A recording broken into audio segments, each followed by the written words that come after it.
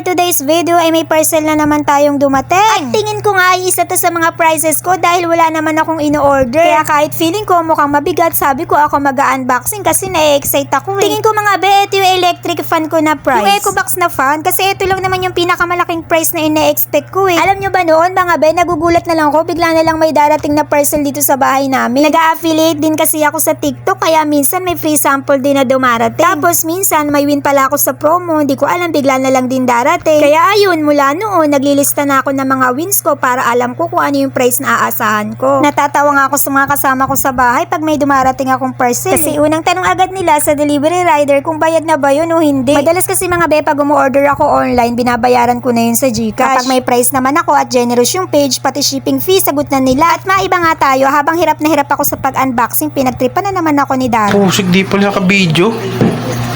Seryoso ka? Bubugbugin kita dyan. Pwede ba natin balik? Seryoso? Dyan Hindi dyan? kita video. Seryoso? Joke lang.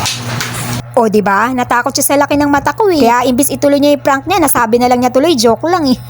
At tama nga ako mga be, ito nga yung Ecobox fan na price ko. Alam niyo bang natutuwa ako pero mas sobrang natutuwa ako para sa pamangkin ko? Kasi meron na naman siyang dagdag electric fan na magagamit pag andito siya sa bahay. 3 electric fan na kasi nakatuto kay Isabel mga be pag nandito siya pero feeling ko kulang pa din. Teka nga, ipa-flex muna. Mabalik tayo. Syempre para malaman natin kung gumagana ang ating Ecobox fan, iti-testing natin yan at ayan nga, gumagana siya.